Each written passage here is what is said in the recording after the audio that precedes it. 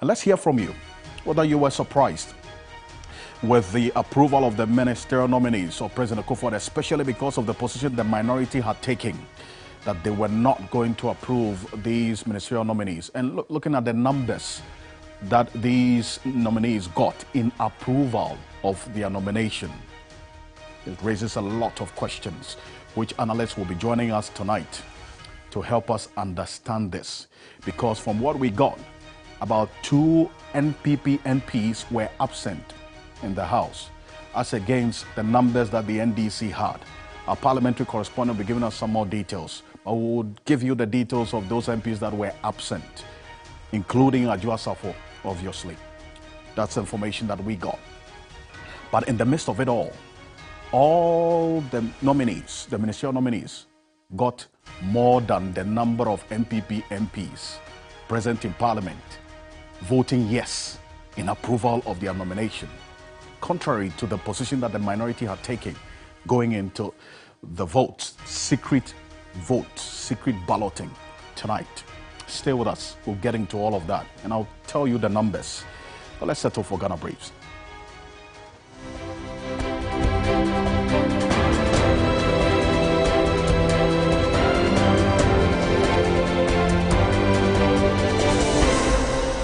Parliament has approved all the ministerial nominees of President Akufo-Addo after a secret voting exercise.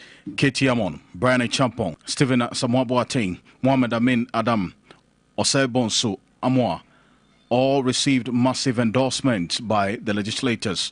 The House has accordingly approved the nominations of the following persons as ministers and deputy ministers in accordance with the Article 79(1) of the 1992 Constitution. Prior to the vote, there was heated exchanges regarding the report of the Appointments Committee on the recent vetting of the nominees.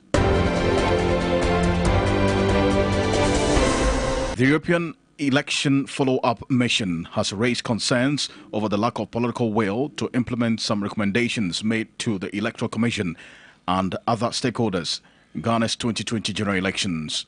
Chief of Mission Javed Nal, at a news conference in Accra, was disappointed 12 out of the 18 recommendations they made have not been adhered to, yet the country is preparing for another election in 2024. Omahin of Ekuapem traditional area, Osiadeyo Kwesi Ekufu III, has assured the people of his firm determination to tackle unemployment, improve healthcare, and promote quality education and tourism in the area. He renewed his commitment when he visited Ekuapem Jasihene.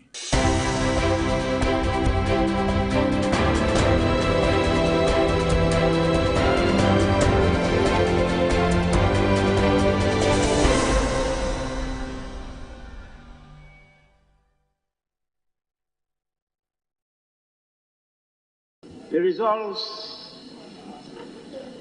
of the voting are as follows. Honorable Katie Hammond, 154 yes, 116 noes, rejected 1, abstention 1. Honorable Brian Achampon, 167 yes, 98 noes, rejected 4, abstentions 3. Honorable Stephen Asamoah Boateng, 147 yes, 122 noes, 3 abstentions. Honorable Mohamed Amin Adam, 152 yes, 117 noes, rejected 1, abstentions 2.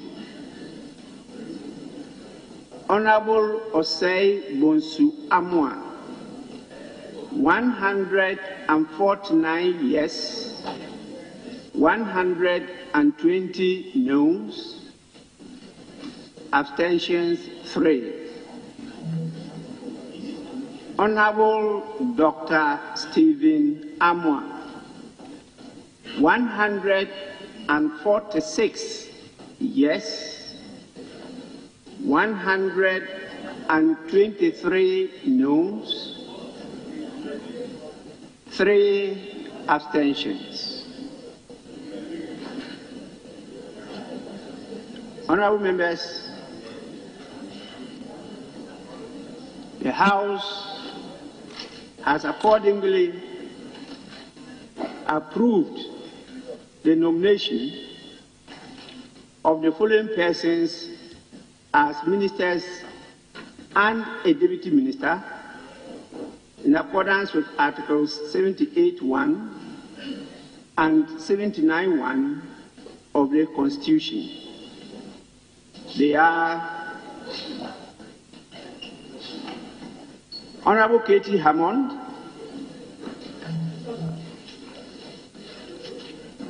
as eligible for appointment to the position of Minister for Trade and Industry.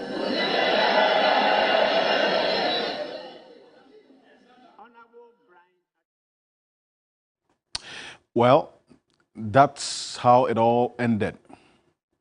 This point where there was actually a 3-hour suspension of proceedings in the House earlier today because of disagreement about the mode of voting. Eventually, Parliament resorted to secret balloting, secret voting to approve the ministerial nominees. Bear in mind that in the afternoon, around 4 p.m. thereabout today, prior to the voting to approve these ministers, the minority leadership actually addressed the press, and I'm going to bring that press conference video to you as we go on, reminding the Ghanaian people, in fact, reiterating their position that they were not, in fact, as a minority bloc, they were resolute, they were one, they were united together in opposing and rejecting these ministers. In fact, they were going to disapprove of the approval of these ministers. So we were ready for how things are going to play out, obviously because it was going to be down to the numbers, as we've seen in this hung parliament. All the decisions have been down to the numbers. But guess what? Secret balloting always produces surprises. And someone says it exposes the true colors and the hearts, where the heart is. Because bear in mind, prior to today, Johnson Esiedun Ketia had been in Parliament yesterday and today as a chair to sort of give some impetus to the party's position about this, that they were not going to approve these ministerial nominees because the country is in crisis, we don't have money, you know, why should President Akufo-Addo be nominating ministers when we're down the size of government? So that position was clear, okay? But this is not the first time we've seen surprises coming out of secret ballots. Take a look at this. Brothers and sisters from the media, let me say that we, the NDC Minority Caucus, we are prepared and ready to cast our vote for the people of Ghana. We stand ready as we speak, and we are ready to vote now. Unfortunately, the MPP seems panicking. They are afraid of their own shadows, and they are trying to run away from the vote. We insist on secret balloting, and we will vote accordingly.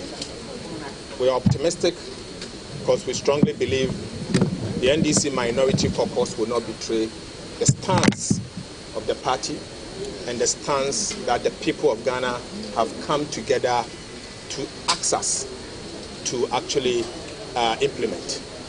So we are urging our colleagues on the majority side to come to the chamber now so that we can start the voting. We want the voting today and not any other day. It should be done today, Friday, 24th of March 2023, and not any other day. We want to move on, and I believe that the people of Ghana will get the decision that is required. We stand with the people of Ghana, and I believe the people of Ghana stand with us. We are ready with all the 136 NDC members of Parliament, and we'll do just that.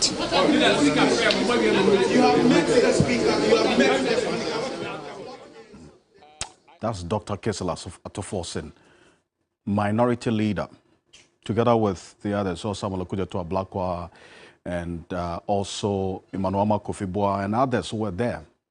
This was before the press conference I was talking about. What you just saw was around 4:15 thereabout.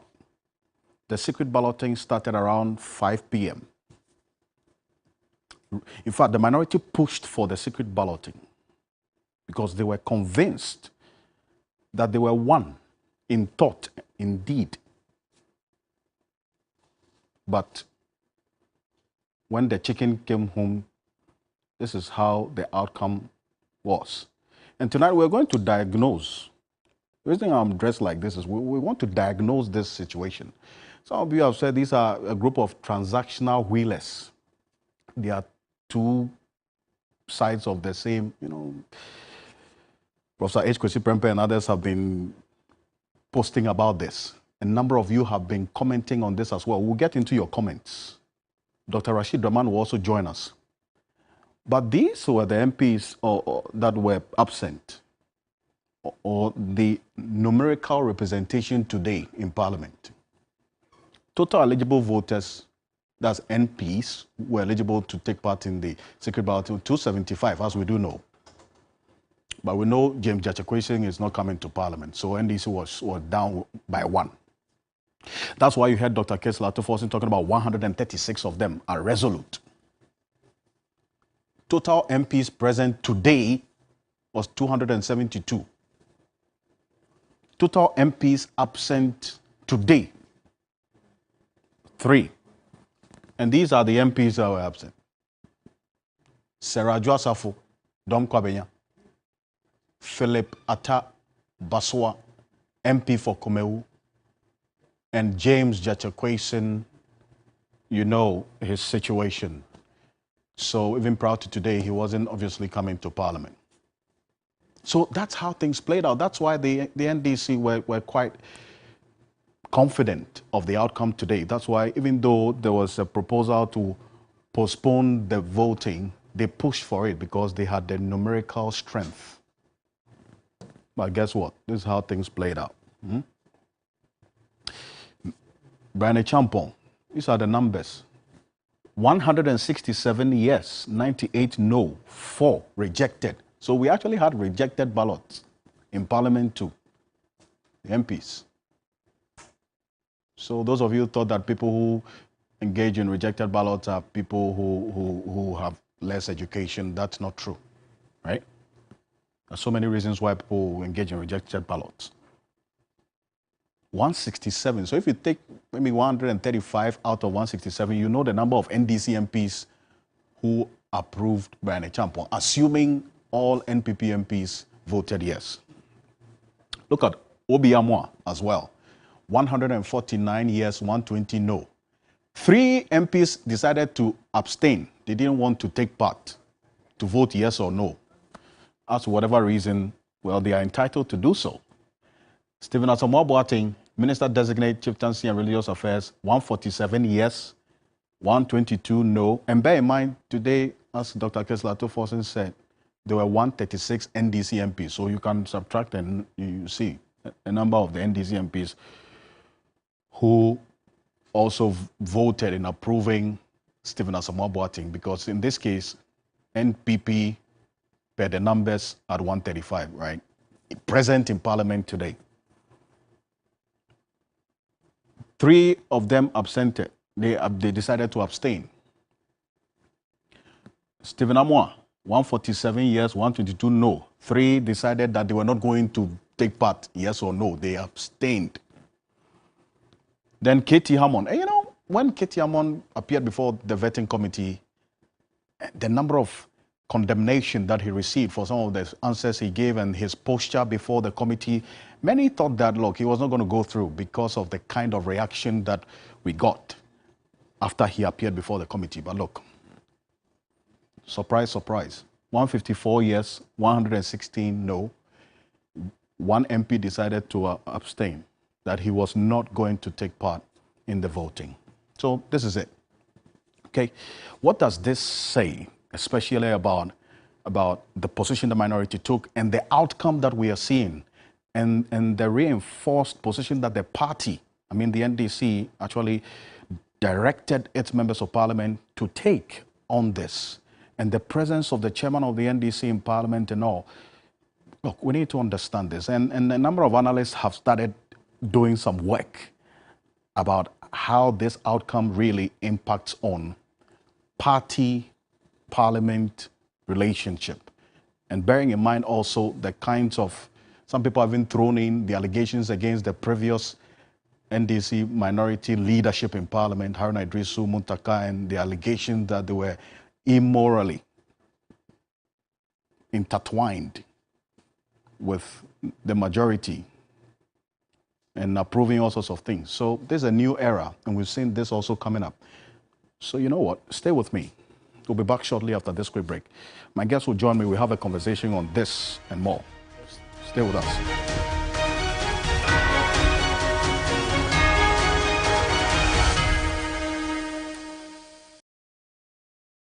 Ladies and gentlemen, we're going to demonstrate to you the superior properties of Flamingo paint as compared to other paint brands on the market. We take equal quantities of Flamingo paint and this ordinary paint. We then dilute them with water. And now, let the test begin. The gentleman on the left is going to apply the ordinary paint, and the gentleman on my right will use the Flamingo superior paint. As you can clearly see, Flamingo has the obvious better hiding. Furthermore, Flamingo has painted a much larger area.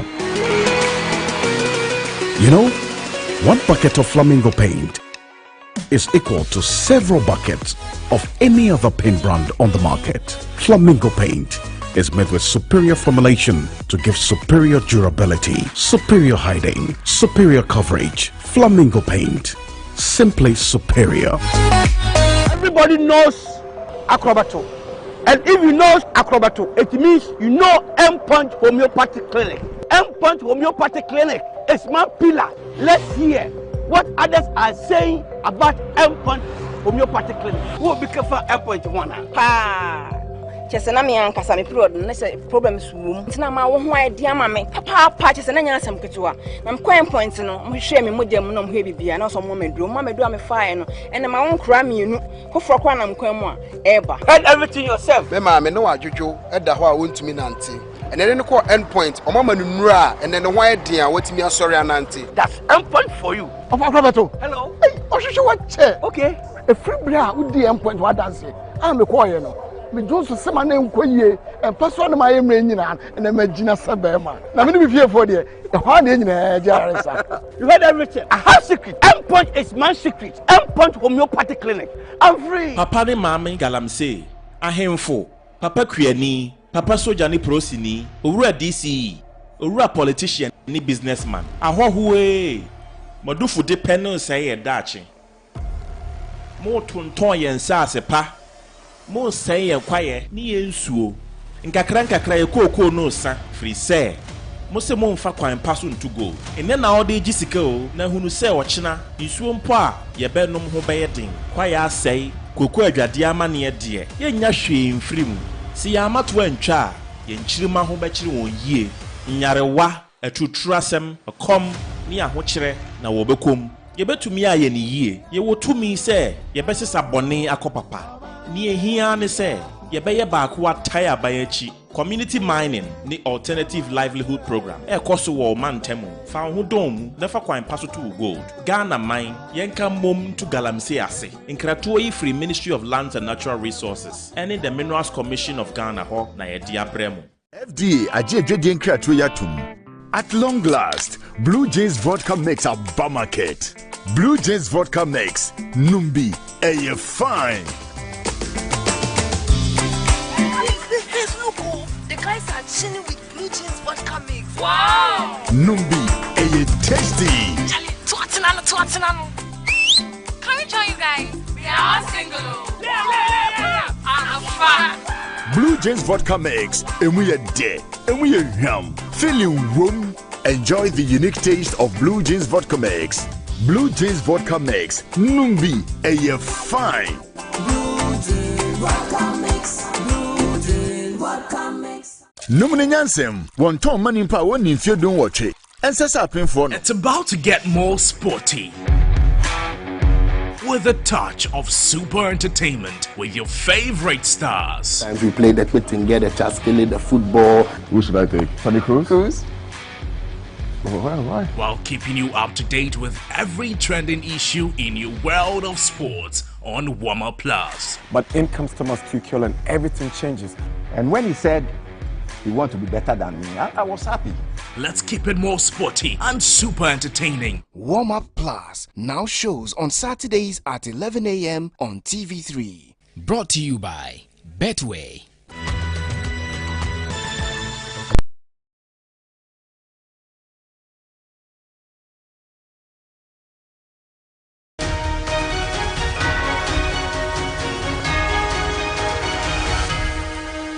Brothers and sisters from the media, let me say that we, the NDC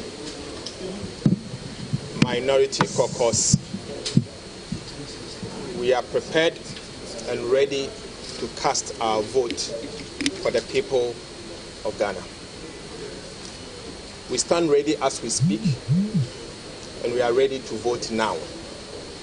Unfortunately, the MPP seems panicking. They are afraid of their own shadows, and they are trying to run away from the vote. We insist on secret balloting, and we will vote accordingly. We are optimistic because we strongly believe the NDC Minority Caucus will not betray the stance of the party and the stance that the people of Ghana have come together to ask us to actually implement. Welcome back. This is Ghana Tonight. We are live on TV3 Ghana on Facebook, DSTV channel 279, all across the world on 3news.com. Many of you sending us messages about the outcome of this approval process in Parliament. Guess what? We'll get into the messages. But Dr. Rashid Draman is Executive Director of the Africa Center for Parliamentary Affairs. He's joining us on Zoom. Dr. Rashid Draman, thank you so much for joining us on Ghana Tonight. First off, I mean, we've seen the outcome of the approval today, and with all the nominees, all of them getting approval or more yes votes than the number of MPP MPs who were in the House. I mean, does this surprise you, considering the position of the NDC minority going into the approval process earlier this evening? Well, I mean, on the face of it, I thought that maybe they were able to mobilize their troops and then have done their homework very well, apply the lessons that have been learned from their failure during the first batch of ministerial nominees under the old leadership of the minority caucus. But it looks like that has not been the case. Alfred, what is interesting about these developments are that, number one, as I was saying to another network earlier this evening before the vote, I was saying that we might see a surprise similar to what produced the current speaker, that some people from the minority side joining the ranks of the majority because it's secret ballot. Number two, I think the interesting thing again in this is that contrary to what many are saying, that the hung parliament is creating a lot of inefficiencies and so on. For me, I see oversight really at work. That we can see cross-partisan kind of consensus when it comes to critical matters that concern our state. People have voted their conscience, and people have, I believe, a lot of the people in the NDC caucus have defied their party to vote for these nominees, because I heard the minority leader earlier in the day saying that his group is there in the House prepared and they are all going to vote en bloc against the nominees. But that's not what the results have shown. So Alfred, so when we dig deep into this, we might say perhaps number one, there are issues about relationships. Some of these MPs have friends across the other side. And in the past, we have heard that these relationships have played a very, very important role in terms of how MPs decide to vote. Number two, is it the beginning of the impact of the raw deal that was done, the old leadership of the minority caucus? Somebody might say that perhaps the anger that we saw a couple of weeks ago from within the caucus has not really subsided. And similar to what happened on the night of January 6, January 7, where we had some people who crossed and voted with the NDC were disgruntled with their party. Are we seeing the same thing? Because these numbers are huge, Alfred. These numbers are huge. You are not talking about maybe 2-3 people crossing and voting the other side. True. Some of these nominees got 100 and almost 170 votes. These are huge numbers. These are really huge numbers. You're right. And in fact, also a lesson for the MPP that they ought to be careful when they come out and make pronouncements instructing their party caucuses to behave in a certain way. You might see some rebellion, particularly when you are dealing with votes in secret. Indeed. And in fact, on that point of the secret voting, that's where many who are commenting on this on our social media pages are also saying. The minority leader, that press conference I just played before you joined us, reiterated that they were the ones who were pushing for secret balloting. But we know what happens with secret balloting in this parliament, Dr. Rashid Rahman. So why that option, knowing that, or was it the case that he was really confident that they had all been whipped in line and so they were going to vote a particular way? And also bearing in mind the criticism that the previous leadership faced for being allegedly too soft and dining with the majority in parliament. Well, I think that this proves their point.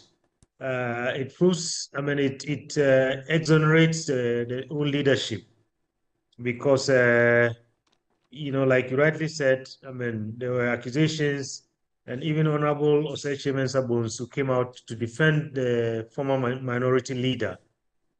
I think this development this evening seems to have vindicated him and vindicated his other colleagues on the front bench.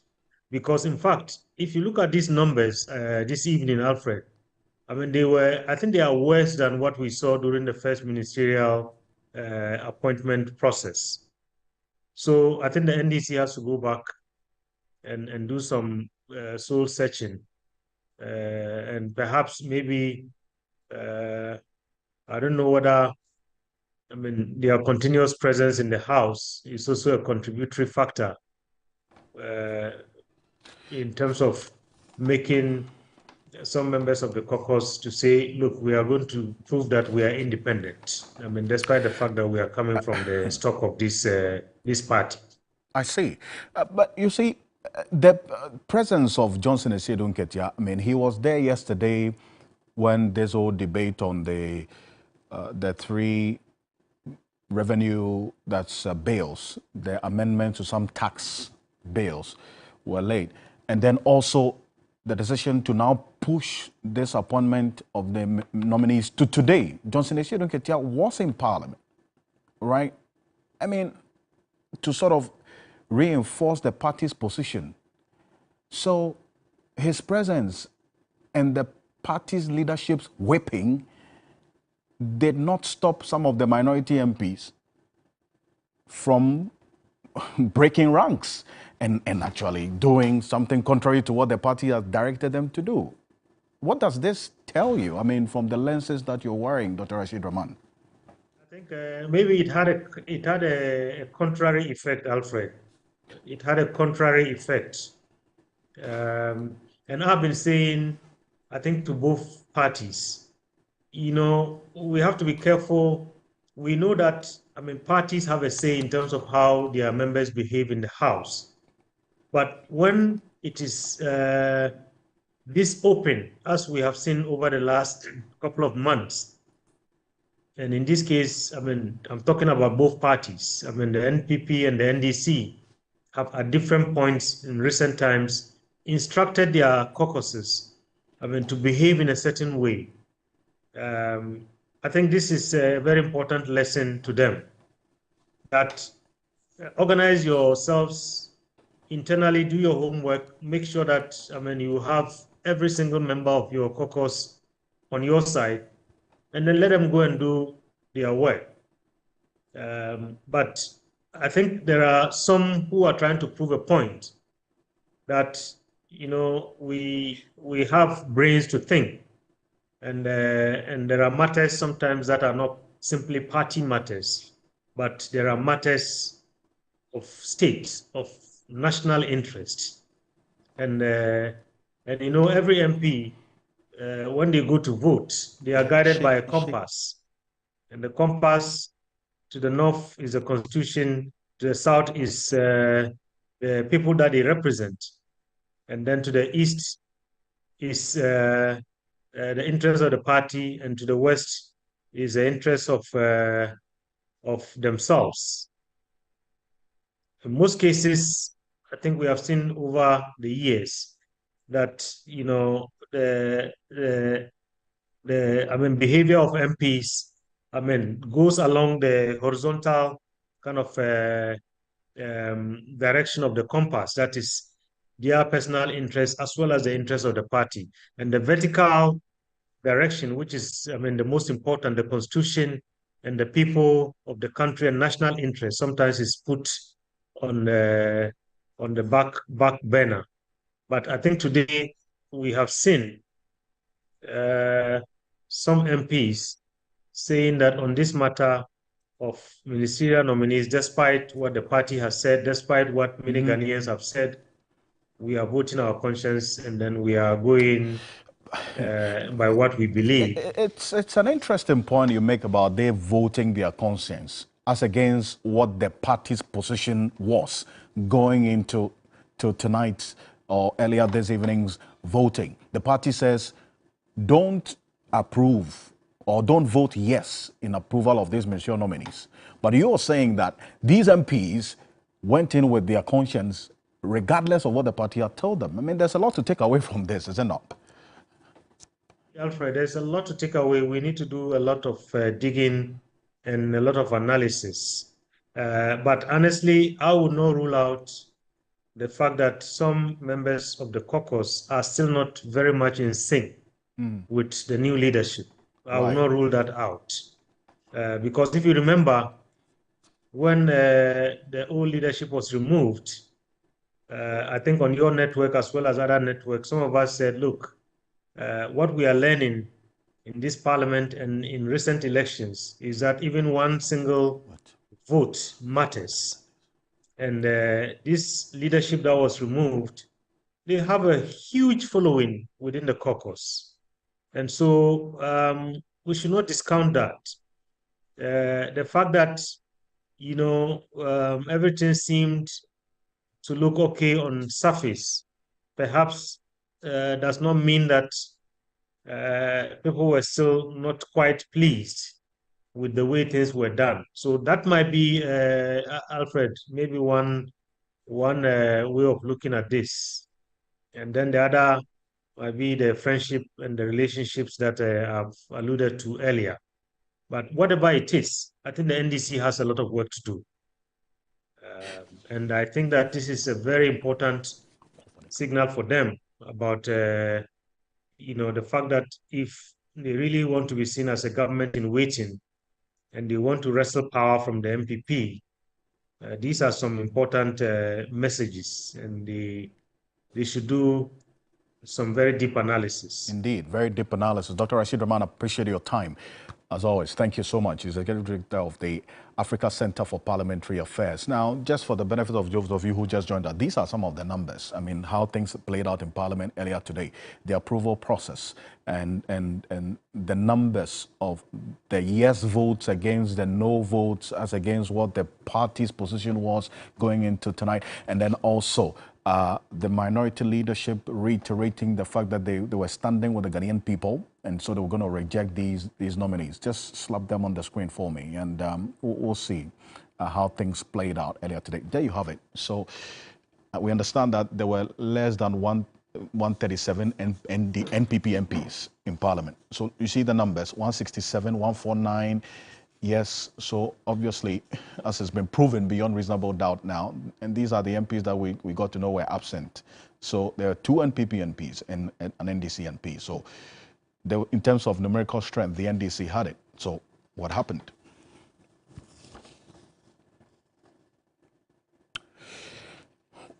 Well, there's a lot to talk about on this, but our citizen of the week is Samuel Jubik Mahama, the ECG Managing Director, going around collecting money so that the company will survive. Yeah, so Citizen of the Week to him. Welcome back. This is Ghana Tonight. We are live on TV3 Ghana on Facebook, DSTV channel 279, all across the world on 3news.com. Ramadan is the 9th month of the Islamic calendar observed by Muslims around the world, including our brothers and sisters in Ghana. The moon was sighted not too long ago, but you know what? We just want to know what Ramadan really is, the relevance of it, the disciplines, the lessons, and then also the do's and don'ts for you out there also to be informed. What a way to do this. Sheikh Arimiya Shaibu is the spokesperson for the National Chief Imam. He's with us in the studio tonight. Sheikh, assalamu alaikum to you. Alaikum salam. It's always good to have you. Yeah, it's nice meeting you once again. We go a long way. Today I'm dressed as a... Yeah, but I was going to ask you what connection has the Ramadan fasting got to do with the medical? My medical dress. We're celebrating Ghanaian workers today. Teachers, doctors, nurses, the professions, lawyers, the profession. Yeah. So today, the medical doctors. Yeah, medical doctor. Anyway, but Sheikh, always good to have you. Yeah, nice. Let's start off with this. So Ramadan has started. Yeah, we started 2 days ago. That is on the 22nd of March this year. As is a requirement for the beginning of Ramadan, we try to sight the moon, the new moon of Ramadan. Our month, the lunar calendar, is either 29 days or 30 days. We do not have 31 days. Right. Yeah. So that 29 or 30 days. Yeah. Your calendar, you don't have 31 days. We don't have 31 days. 28, no. 31st March, 31st. It's 29, 30 days. I see. So usually on the 29th day of the month, we try to seek the new moon of the succeeding month. I see. So in this case, on the 22nd of March, that corresponded with the 29th day of the month that precedes Ramadan. And so we have to sight the moon. It was sighted, and the Chief Imam, mandated to be the leader of Muslims, had to officially announce to Ghanaian Muslims that the moon has been sighted. And so, therefore, we had to start our fasting on the 23rd. That was, I think, 2 days ago. I see. So you have to see the moon. Exactly. Before we begin the month of Ramadan fasting. We have to sight the moon. And the moon usually will appear on the 29th day. But the formula is that assuming the weather is cloudy, the reason for which we're unable to sight the new moon. You know, the new moon is very small. Yes. Very really difficult for the eye to exactly. See. So that's what I was once it's a cloudy, you might not see it. And in anticipation, the Prophet had taught us the formula to do. So assuming it's so cloudy and you don't find it, what you do is that you reckon the days of the month before Ramadan to it's 30 days. Wow. Then when it's 30 days, automatically the next day becomes the first month, the first day of the next month. So there's actually a formula. There's really for the sighting of the moon. There's a formula. So that in an event where you don't see the moon, you still have a alternative way to. You see, so that has been anticipated. Okay. That has been anticipated. I see. Yeah. Fantastic. I'm sure many people didn't know this. Because I was just going to ask that. Has there ever been a time when you don't actually see the new moon? Yes. But you still go ahead with the fasting? It does happen. It does happen. So, for example, when the chief imam assembled us at his residence, as late as about 8 o'clock, we were at his residence, you know, communicating with reps from all the 16 regions of Ghana. Right. Now, assuming there was no information that the moon had been sighted anywhere in the country, what the chief imam would have done was to ask us to complete the counting of the month to 30 days. Okay. Then we would have started our fasting today, Friday. Is that right? Yeah. I see. Yeah. Interesting. So where was the new moon sighted this time around? 2 days ago? Boko. Boko? Yeah, Boko.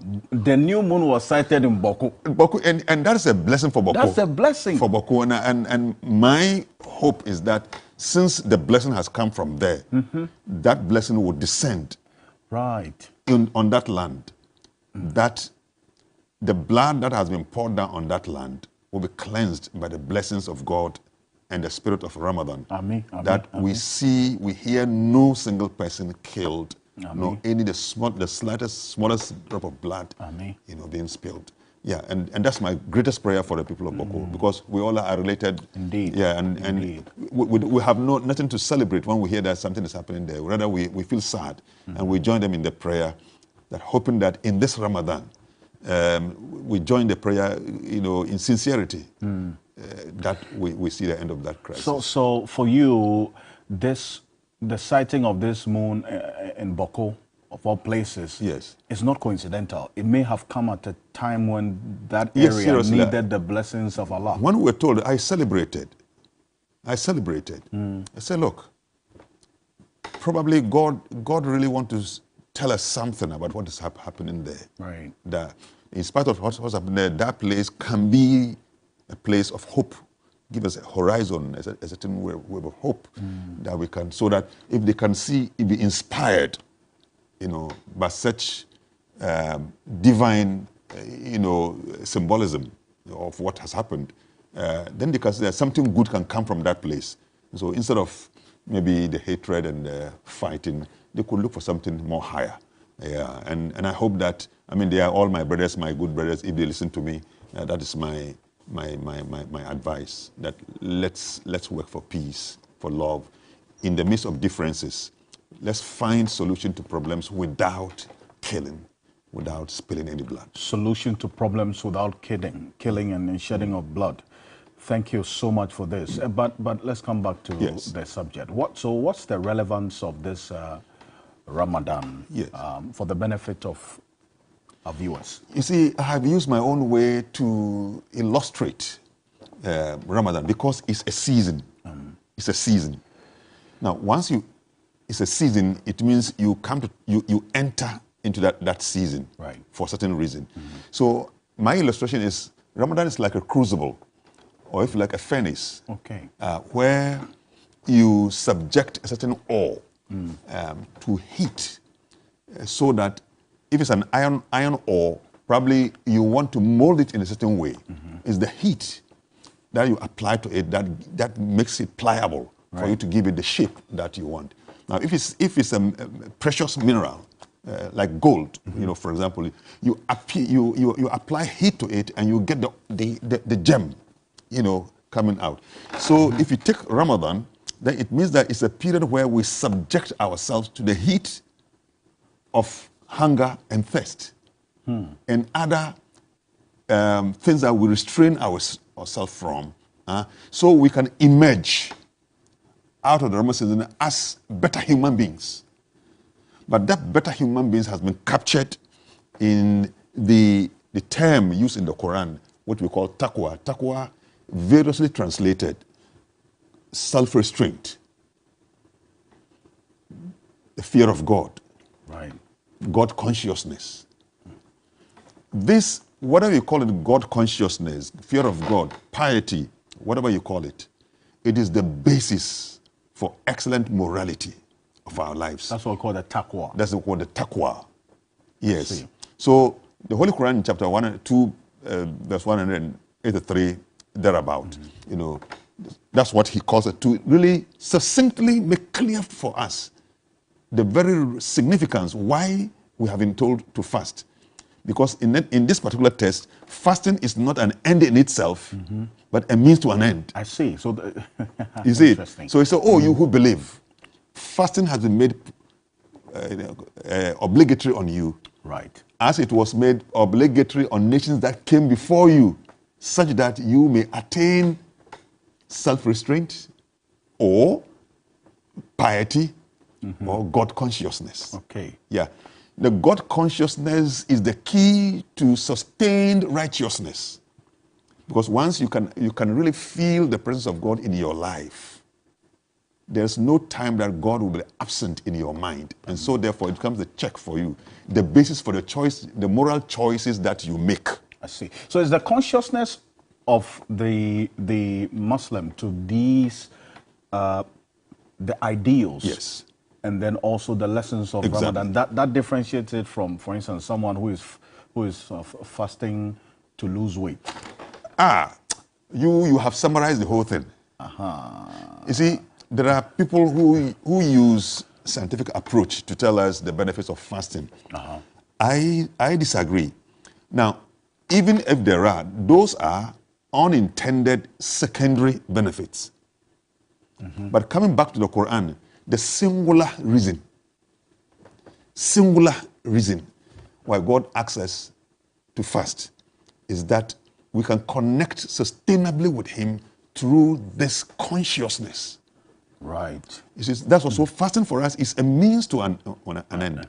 We don't fast in order to really lose weight or to perhaps enhance health. No, there are other means that we can attain that. This one, fasting, is spiritual. I see. It's spiritual. And I think in my reflections, we need to really harmonize between the form and the substance in our fasting. And I think there has been some contradictions. Yeah. Having fasted for all these years, it is important that we reflect and find out of what impact has the fasting been in the practical moral life, in our life of fasting experience. Yeah. What is the measuring rod by which we are able to determine that this taqwa, which according to our God is the measuring rod for determining the superiority of any other human being over another in the sight of God. I see. You can't become superior in the sight of God because you are wealthy. Right. So this, all of this, it levels everybody up. We all become equal in equal. In the sight. So how many days are you going to be on this? We're going to fast for 29 or 30 days. 29 or 30 days. Yes. If you say 29 or 30 days, what does it mean? Yeah, like I told you, we are using the lunar. I see. The lunar so calendar. When would you now decide to go 30 days? I mean, what would you have to see? As usual, because you've started the fast already. We've started. Okay. So now we are going to fast. We are going to fast on the 29th day of Ramadan. That is this month, which is the 9th month of the Muslim calendar. On the 29th day, we will attempt to sight the new moon of the next month. Okay. Yeah. So if you don't see the new moon of the next month. So we'll end up at 30 days. 30 days. All right. I see. Yes. Has there ever been a case where you don't see the new moon 29, 30, you have to go beyond 30 days? That one never happens. Ah, right. That one never happens. I see. It never happens. But what are the do's and don'ts? Yes. As well? You know, if at a very basic level, you say when you fast, you don't eat, you don't drink water. But this is too elementary. Whether a Christian or a Muslim, indeed. When you say you are fasting, it is common knowledge that you don't eat or you don't drink water. Well, some Christians say that there's something they call selective fasting. Well, so I mean, then you the food you don't like. So, for instance, I don't like cocoyam. Okay. So if you are fasting, that's the food you eat. Okay. The food you don't like. So if you don't like rice, when you are fasting, that's what you eat. Oh, you eat the one that you don't like. You eat that one. So you are denying yourself of a certain pleasure. Some pleasure. So But, see, so the principle, the principle now here, even if we take this approach, right? The principle which is common to both of us is denying yourself a certain measure of pleasure. Absolutely. Because pleasure is that which comes between us and our God. Detaching us from God is pleasure.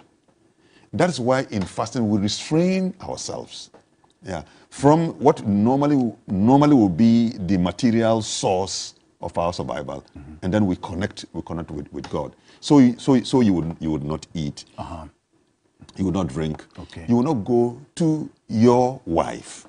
I see. Yeah. So sexual contact completely during the period of fasting. So the 30 days or 29 days. Yes. No. Yeah.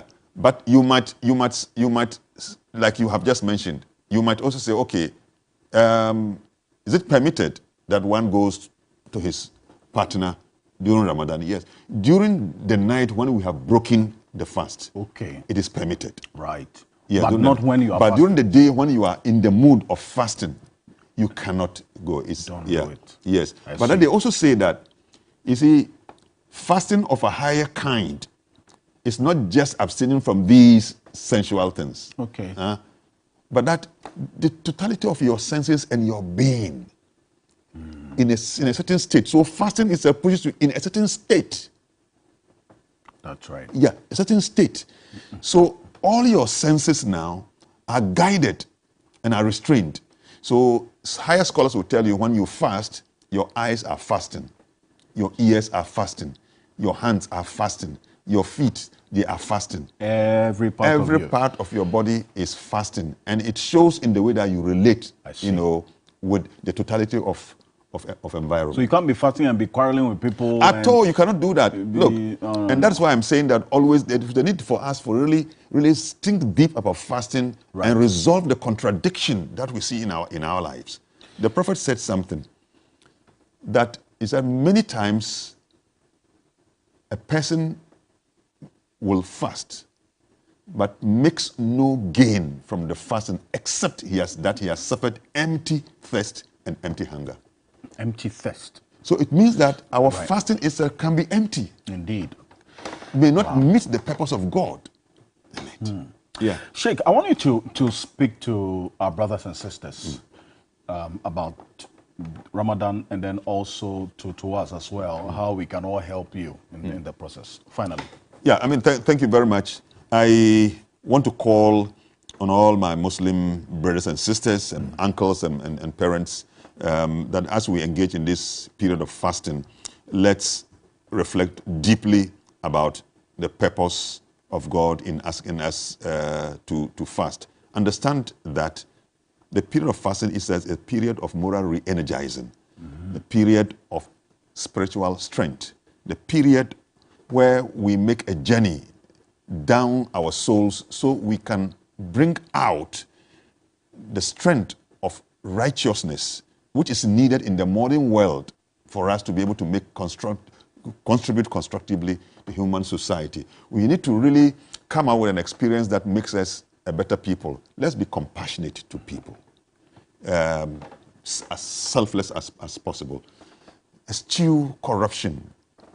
let's use the fasting to overcome the moral challenges of our time. The world in itself is in a state of moral crisis. It needs a certain means by which we are able to overcome this and sanitize our moral space, that we can depend on ourselves to show the world that religion can be so useful to humanity. Let's resolve the contradiction. The more we fast, the expectation is that we must be more righteous. But the more we fast and become sinful, that is where the contradiction comes. Indeed. So we call on us, let's use this occasion also to pray a lot for ourselves and our nation. Our nation is in an economic downturn, but there's nothing that goes beyond the power of God. So this is a season for us to really go on our foreheads, cry and call unto God, that even our leaders in politics may be guided by God. Indeed. So that whatever decisions they take may inure to the benefit of the entirety of our citizenry. So I wish all Muslims across the world the best of this Ramadan season of this year, and hope that we end it well. We can join the whole of the world, including Christians, that when it comes to celebration, together we will celebrate and give thanks to God. Indeed, and that's exactly what we're going to do, and we will join you all in celebration, because after Ramadan there's something. Oh, there's something, you know. That's what you call Salah. Salah. We have the minor one and the bigger one. The one that follows is where we slaughter. So this one you are not going to slaughter? No, this one is the rice and the chicken. So get ready for yours. You ended well. See, I appreciate you as always. Sheikh Arimi Al-Shaibu, I must say that there's no other way to appreciate you for the work you're doing. Thanks so much. This. Our greetings to the Chief Imam as well. Thanks so much. Appreciate your time. Sheikh Arimi Al-Shaibu is the spokesperson for the National Chief Imam on a day that we join our colleagues, brothers, friends in the Muslim community to also understand the path you're going to be on for the next 29 to 30 days Ramadan. Sheikh, have a good one. Thank you so much. On behalf of the rest of the team, thank you so much for staying with us here on Ghana Tonight. Join me at 7 a.m. tomorrow for Key Point. I am Alfred Ocansey. Ghana Tonight is brought to you by Flamingo Paint. Superior durability, superior hiding, superior coverage, simply superior.